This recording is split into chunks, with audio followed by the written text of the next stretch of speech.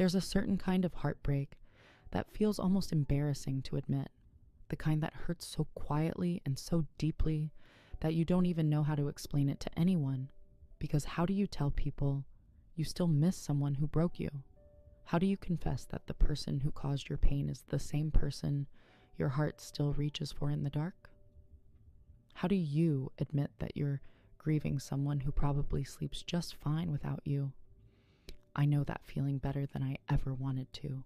The way the pain doesn't show up in tears at first, it shows up in the silence, in the empty space beside you that once felt warm, in the moments where you catch yourself remembering someone who didn't deserve to take up that much room in your memory. And the hardest part isn't even that they hurt you. The hardest part is realizing you're missing someone who wouldn't have missed you the same way. And if you're listening to this right now, I already know something about you. You didn't fall for them because you were weak. You fell for them because something inside you still believes you have to earn your place in people's lives, still believes you have to prove your worth to be chosen, still believes love is something you give and give and give until someone finally decides you've given enough. But that's the wound, isn't it? That old, familiar wound that whispers you're only lovable when you're fixing something, when you're trying, when you're holding everything together on your own. You don't miss them because they were good for you. You miss them because they awakened the oldest ache you carry. You miss them because they touch that part of you that feels like home only when you're saving someone, only when you're trying to make someone stay, only when you're sacrificing your own needs just to feel needed. And that's why the missing feels so heavy, because it's not really about them. It's about the version of you that believed you had to shrink yourself just to be loved. There was a time when I thought missing someone meant I loved them. But now I know it doesn't always mean love. Sometimes it means trauma. Sometimes it means loneliness. Sometimes it means you're addicted to the emotional chaos they created. Because when someone gives you inconsistency, your heart starts confusing instability with intensity. And it's easy to mistake the adrenaline of uncertainty for chemistry. Easy to confuse waiting for them with wanting them. Easy to believe that the person who hurts you the most is somehow the person your heart needs the most. But sit with this for a moment. If they truly loved you, would you feel this unsafe, this confused, this forgotten? Would you have had to explain your emotions over and over just to feel like you weren't asking for too much? Would you have cried alone while they slept peacefully? Would you have begged for clarity while they dodged conversations? Would you have felt small in moments where you should have felt seen? You know the answer. And yet, you miss them, not because they were right for you, but because you still haven't healed that part of yourself that believes painful love is normal. And that's what people don't realize. You don't miss them. You miss the story you wrote with them, the potential you held onto, the moments you replay trying to convince yourself that maybe it wasn't as bad as it felt. You miss the version of them you wished existed, not the one who actually showed up. There's a special kind of heartbreak that comes from loving someone emotionally unavailable.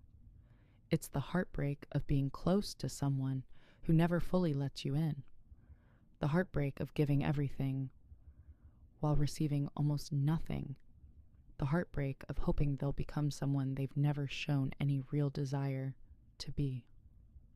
And that's why it hurts so much when they leave, because it feels like the story ends right when you were still rewriting the beginning. It feels unfinished, unresolved, incomplete. And incomplete pain always lingers longer than complete endings. I remember thinking the hardest part was losing them. But the real hardest part was realizing how much of myself I lost trying to keep them. The way I stopped asking for what I needed. The way I swallowed my feelings to avoid pushing them away. The way I accepted confusion just because clarity felt like too much to ask for. I didn't just lose them. I lost the version of myself that once believed love should feel safe. And maybe that's why the missing hurts. Because deep down, I'm grieving the version of me that kept believing in someone who never tried to believe in me. Let me tell you something that took me years to understand. Missing someone who hurt you doesn't mean you want them back. It means you're human. It means you care deeply in a world where people love with half-hearted effort. It means your heart has depth, sincerity, softness, and those traits don't go away just because someone mishandled them. But there's another truth too, and this one might sting a little. You didn't stay because you loved them. You stayed because you loved the idea of finally feeling chosen, finally feeling valued, finally feeling like you mattered to someone the way you've always wanted to matter, and they became the vessel for a longing that started long before them. That's why missing them feels so personal, because it's not about losing them. It's about losing the possibility you attach to them. And maybe you're not just missing them. Maybe you're missing the version of yourself you were when you first met them. The hopeful version, the excited version, the open-hearted version, the version of you that believed this time it would be different. That version is still inside you, but they're bruised now, quieter now, more cautious now. And sometimes missing someone is really just missing the part of yourself you felt slipping away during the relationship. But here's the part that matters most. You didn't fail. You didn't ask for too much. You didn't love the wrong way. You loved with honesty, with depth, with real intention. They weren't capable of meeting you there, and that's not your burden to carry anymore. Healing isn't about forgetting them.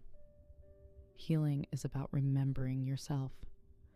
Healing happens the moment you stop trying to earn love from people who don't even know how to receive it. Healing begins when you forgive yourself for staying longer than you should have. Healing begins when you stop romanticizing someone who made your heart feel like a battlefield. Healing begins when you finally whisper to yourself, I deserved so much more than this. And maybe right now, you still miss them because your heart hasn't finished letting go. That doesn't make you weak. It makes you human. Some endings don't close cleanly. Some people leave fingerprints that take time to fade. Some memories cling to the edges of your mind long after you've walked away. But fading isn't failing. Fading is healing. And one day, without even realizing when it happened, you'll wake up and the memory of them won't make your chest tighten anymore. One day you'll look back and see the truth so clearly it almost embarrasses you. The truth that you were holding on to someone who was never emotionally equipped to hold you back. And that realization will free you in a way closure never could. So if what I'm saying right now feels like your exact story, if something inside you whispered, this is me, this is exactly what I've been carrying, then stay close to me. Because if you and I are anything alike, and you want to keep walking this path with me, then subscribe.